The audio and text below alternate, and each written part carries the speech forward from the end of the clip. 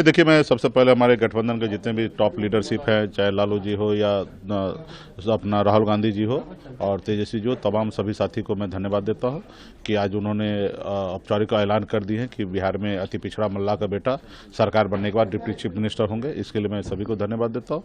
और आपने देखा कि पिछले 11 साल से मैं संघर्ष कर रहा हूँ, लड़ाई लड़ रहा हूँ। एक आंदोलन से बनी हुई पार्टी है और एक विचार को लेकर हम लोग चलने वाले लोग हैं और उसको लेकर संघर्ष करते करते इस मुकाम तक आए। आपने देखा होगा कि 2020 में हमारे सहयोग से बिहार में सरकार बना। अगर हम समर्थन नहीं देते तो 2020 में नीतीश कुमार बिहार के मुख्यमंत्री नहीं होते और हमने उनको मुख्यमंत्री बनाया था। उस समय में भी हमको डिप्टी सीएम का ऑफर आया था, लेकिन हम उस डिप्टी सीएम का पद जो है हमने ठुकरा दिया कि हमने हमारा मानना था हम किसी के साथ गलत करके हम डिप्टी सीएम नहीं बनेंगे। अपने दम पर और मजबूती से अपने काम के दम पर हम डिप्टी सीएम बनना चाहेंगे। और उसके बाद लगातार 3.5 साल से मैं संघर्ष कर रहा हूँ।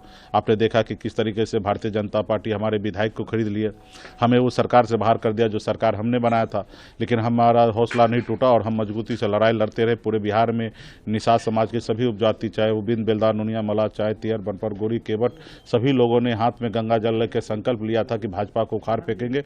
वो समय आ चुका है और भाजपा को बिहार से 2025 में उखाड़ फेंकेंगे और हम अपनी सरकार बनाएंगे जिसमें एक अति पिछड़ा मल्लाह का बेटा डिप्टी सीएम होंगे। क्या लगता है मोमेंटम जो है वो इंडिया अलायंस का कहीं गड़बड़ नहीं हुई है? देर हुआ जो बिल्कुल ही नहीं। देखिए, कभी भी चुनाव का जो एक अपना काम है वो चुनाव के वोटिंग गिरने से ठीक 3-4 दिन पहले मूवमेंट बनता है कि हमें वोट क्या करना है। राज्य में जो वोटर है वो ऑलरेडी 2 खेमे में है, एक इंडिया गठबंधन को जिताने के लिए और एक एनडीए को जिताने के लिए। उसके बाद 20% एक वोटिंग जो होता है फ्लोटिंग, वो समय के अनुकूल इंतजार करते, तो 20-25% जो वोट है वो अंतिम चुनाव से 3-4 दिन पहले ही डिसीजन लेना है। तो उसमें कहीं कोई किंतु परंतु नहीं है। हम लोग तो बहुत आगे आ गए हैं। अब देखिएगा उस तरीके से तो एनडीए में तो क्लियर ही नहीं हुआ है। सिर्फ वो लोग कह रहे हैं कि हम नीतीश जी के नेतृत्व में चुनाव लड़ेंगे, जैसे महाराष्ट्र में कहे थे शिंदे जी के नेतृत्व में लड़ेंगे, लेकिन वहाँ पे क्या हुआ, खेला हुआ। वहाँ पे सरकार बनने के बाद क्या किए, वहाँ पे फडणवीस जी को मुख्यमंत्री बना दिए। तो यहाँ पे भी वही सोच रखते, उनको भी मालूम है कि हम मुख्यमंत्री जी का चेहरा घोषणा नहीं कर सकते क्योंकि मुख्यमंत्री जो है अस्वस्थ है और उनके चेहरा का घोषणा नहीं करेंगे तो निश्चित तौर पर उनका नुकसान होना है। तो यहाँ पे उन्होंने दूसरे तरीके से कह रहे कि हमारे विधायक दल के नेता तय करेंगे। सच्चाई ये नहीं है और यहाँ पे तो वो लोग कुछ भी कर ले, लेकिन सरकार तो महागठबंधन का बनना है। तो महागठबंधन सरकार बनना तो वो लोग सत्ता से बाहर ही रहना है। बहुत हो गया, 20 साल से वो काम किए हैं और अभी अस्वस्थ हुए। तो हमारा तो यही आग्रह होगा कि हैप्पी एंडिंग करें और हम लोगों का आशीर्वाद दें। अच्छा, बातें ये भी चल रही थी कि आपको जो सीटें मिली हैं आप उससे नाराज हैं, उसी को लेकर के जो है मंथन चल रही है, मीटिंग्स हो रही हैं। एनडीए के लोग भी कह रहे थे कि कहाँ है महागठबंधन के लोग, कोई दिख नहीं रहे हैं, सब एसी रूम में पैक हैं, क्या कहिएगा? देखिए, एनडीए से हम क्या उम्मीद कर सकते हैं? वो हमारे लड़ाई में जश्न वो तो मनाएंगे, हमारे अगर कुछ भी होगा तो उसके लिए वो जश्न मनाएंगे, लेकिन ऐसी नहीं है। हाँ, ये तो सही है कि बहुत सारे दल हैं और सब चाहते हैं हम ज़्यादा से ज़्यादा सीट लड़े, ये सीट लड़े, लेकिन सबके अपने अपने कार्यकर्ता होता है, सब अपने कार्यकर्ता के लिए प्रयास करते।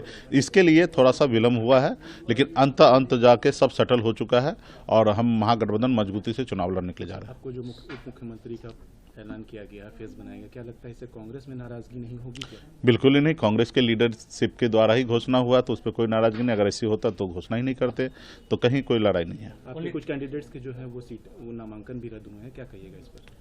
नहीं, ठीक है। देखिए, 2 जगह ऐसा हुआ है और मुझे लगता है कि ये सही नहीं है।